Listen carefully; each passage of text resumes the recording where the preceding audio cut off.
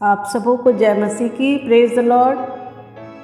आप सबका स्वागत है पीस मिनिस्ट्री में। प्रियो, आज का संदेश, आज का टॉपिक, श्राप से आशीष तक। प्रिय भाई बहनों, आज हम मनन के लिए देखेंगे बाइबल की पुस्तक, पहली पुस्तक उत्पत्ति में हम देखते हैं कि जब आदम और हवा ने परमेश्वर की आज्ञा तोड़ी तो पाप इस संसार में आया और पाप के कारण धरती और सर्प पर श्राप आया। व्यवस्था विवरण 28 में हम देखते हैं कि परमेश्वर की बात ना मानने से जीवन में बहुत सारी कठिनाइयाँ आती हैं। आज मैं आपके सामने कुछ बातों को रखना चाहती हूँ। पहला, श्राप कहाँ से आया। दूसरा, मसीह ने उस श्राप को कैसे तोड़ा। तीसरी बात, अब हमें कैसे जीना है। पहली बात हम देखते हैं पाप का श्राप। उत्पत्ति की पुस्तक 3 अध्याय 14 पद से 19 पद में हम पढ़ते हैं कि जब आदम और हवा ने पाप किया तो उसका परिणाम सिर्फ उन दोनों तक सीमित नहीं रहा। सर्प को श्राप मिला, धरती को श्राप मिला, स्त्री को प्रसव पीड़ा का श्राप मिला और पुरुष को पसीना बहाकर काम करने का श्राप मिला। यह हमें एक गहरी सच्चाई सिखाता है। पाप कभी अकेला नहीं आता, वह अपने साथ परिणाम लेकर आता है। जैसा कि व्यवस्था विवरण 28 अध्याय 15 से 68 पद तक हम पाते हैं कि मूसा ने इस्राएल के लोगों से साफ कहा, अगर तुम परमेश्वर की बात नहीं मानोगे तो श्राप तुम्हारे पीछे आएगा। यह श्राप सिर्फ आत्मिक नहीं था, यह उनके खेतों में, उनके परिवारों में, उनके स्वास्थ्य में, हर जगह दिखाई देता है। प्रिय भाई बहनों, यह सिद्धांत आज भी उतना ही सच है। जब हम परमेश्वर की बात नहीं मानते हैं तो हमारे जीवन में कठिनाइयाँ आती हैं। यह कोई अंधविश्वास नहीं, यह परमेश्वर की व्यवस्था है। लेकिन परमेश्वर ने हमें वहीं नहीं छोड़ दिया। अगर कहानी यहीं ख़त्म हो जाती तो हम सब निराशा में होते। लेकिन परमेश्वर का प्रेम इतना बड़ा है कि उसने श्राप को हमेशा के लिए नहीं रहने दिया, उसने एक रास्ता बनाया। दूसरी बात हम देखते हैं मसीह का बलिदान। गलतियों की पुस्तक 3 अध्याय 13 पद में पौलुस लिखते हैं कि मसीह ने हमारे लिए श्राप बनकर व्यवस्था के श्राप से हमें छुड़ा लिया, क्योंकि लिखा है, जो कोई लकड़ी पर लटकाया जाता है वह श्रापित है। सोचिए इस बात के बारे में, जिस श्राप के हम हकदार थे, यीशु मसीह ने उसे अपने ऊपर ले लिया। क्रूस पर उसने वह कीमत चुकाई जो हम कभी नहीं चुका सकते थे।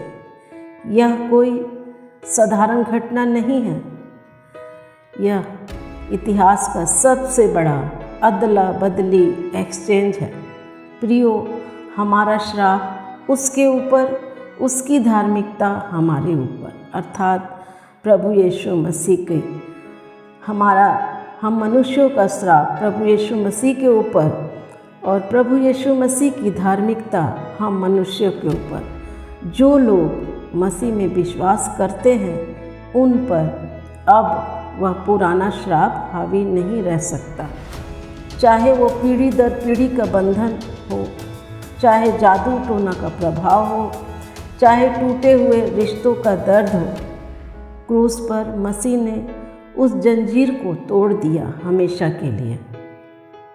लेकिन यह सिर्फ एक सिद्धांत नहीं है जिसे हम याद रखें और भूल जाएं। जब श्राप टूटता है तो हमारे जीने का तरीका भी बदल जाता है। आगे तीसरा पॉइंट हम देखते हैं, प्रेम और आशीष। याकूब की पत्री 3 अध्याय 9 से 10 हमें यह चुनौती देता है। वह कहता है कि हमारी एक ही जीभ से हम परमेश्वर की स्तुति भी करते हैं और दूसरों को श्राप भी देते हैं। याकूब कहते हैं, हे मेरे भाइयों, ऐसा नहीं होना चाहिए। प्रियो, अगर मसीह ने हमारे लिए श्राप उठाया तो अब हमारी जिम्मेदारी है कि हम अपने शब्दों से, अपने व्यवहार से श्राप नहीं बल्कि आशीष फैलाएं। अपने बच्चों को आशीष दें, ना कि गुस्से में श्राप के शब्द बोलें। अपने परिवार को आशीष दें। अपने शत्रुओं के लिए भी प्रार्थना करें, जैसा यीशु ने सिखाया।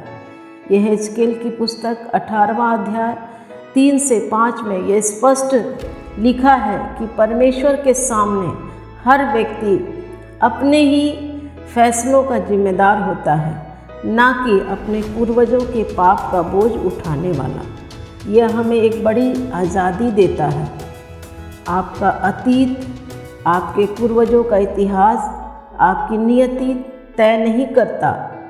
मसीह में आपका आज का निर्णय तय करता है। भाइयों और बहनों, आज शायद आप में से कोई सोच रहा हो, मेरे परिवार में एक बंधन जैसा कुछ चलता आ रहा है। मैं बार बार एक ही तरह की असफलता का सामना करता हूँ। मेरे रिश्ते टूटते रहते हैं और मुझे नहीं पता क्यों।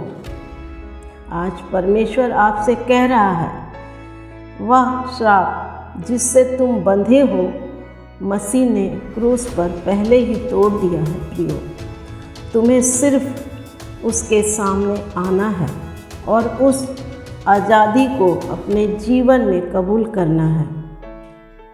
हालेलुया, आमीन। आइए हम प्रार्थना करें।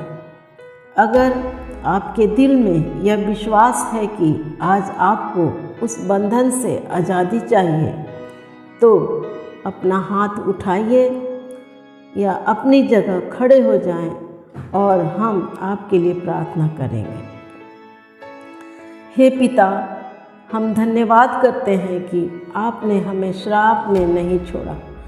आपने अपने पुत्र यीशु को भेजा ताकि वो हमारे लिए श्राप बने और हम आज़ाद हो जाएं। आज हम अपने जीवन के हर बंधन को आपके सामने लाते हैं। हर पुरानी जंजीर, हर डर, हर दर्द, हमें आशीष का जीवन जीने की शक्ति दीजिए। धन्यवाद यीशु के नाम में, आमीन।